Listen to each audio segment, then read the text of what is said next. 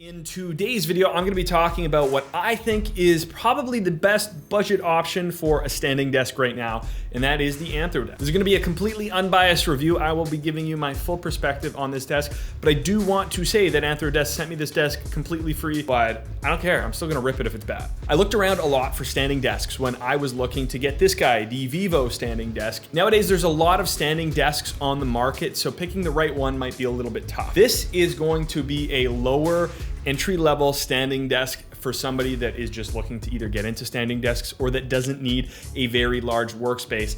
I'm just gonna preface the video by starting and saying that if you have a large workspace, you want a big dual monitor setup, this is not the right desk, it's too small. If you are somebody that's just looking for a very light, smaller standing desk, you don't have a lot of room, or you just want something for your laptop at home, maybe you just have one monitor and like a Mac Mini, this is going to be an amazing option, especially for the price. It comes at $299 Canadian. I do not know what that is in American. So many of the standing desks are quite expensive. This Vivo standing desk behind me was around $500 Canadian, and that was just for the legs. It's a dual motor, very sturdy, very large, can support a lot more weight than this guy, but it's $200 more and you don't get a tabletop. So that is something to keep in mind when looking at different desks. Now let's dive into standing desks just for a quick second. This is my thoughts on standing desk. At first, I thought it was gonna help a lot with my back, and it does. If I'm having back pain, if I'm feeling a little restless, I just put it in stand mode. I have a standing mat and it helps a lot throughout the day. I use it a lot more than I thought I was going to. I would say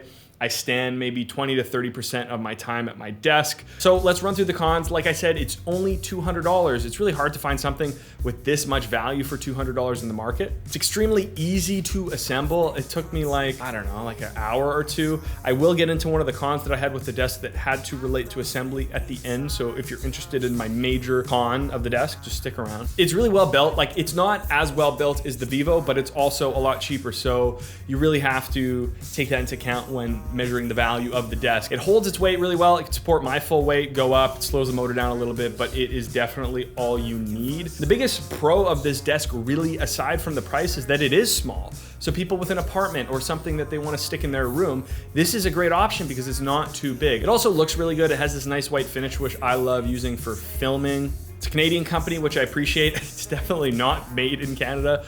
I don't think it is anyways at that price point, but I do appreciate that it's a Canadian company. There's also free shipping in Canada. So I mean, that's good. Okay, so a couple cons. I'm gonna start with the biggest one, and that was that it came assembled wrong. So the bolts for the connecting underarm were flipped around, so I had to undo all that and put it back together, which is not the end of the world. I thought it was welded on wrong, but I was actually wrong. So talking to customer support, they actually helped me. The original customer support agent that I had, this is another con, was not very helpful. And they gave me a free desk. So I was like, well, I'm not gonna do a review until you fix the issue that I have. Somebody else, extremely helpful, followed up. They were great. So customer service, it's probably gonna be okay. I think it's gonna be good now. Maybe they have a new guy, I really don't know. The other biggest con is just it's small. So it's a pro and a con, it depends on what you're looking for. If you're looking for a large desk, this is not the right one for you. And the only other con I could really think of is that the single motor is a lot slower than my dual motor.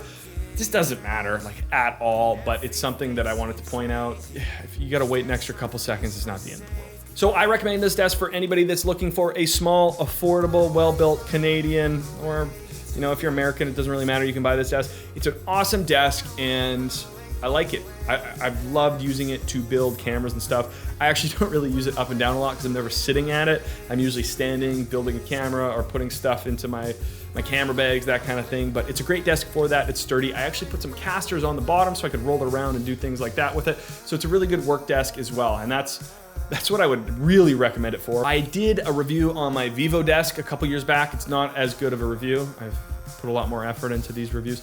But if you're interested in this desk, it's awesome. And I do recommend this one if you're looking for a better setup. So click that somewhere up here if you're interested. Peace.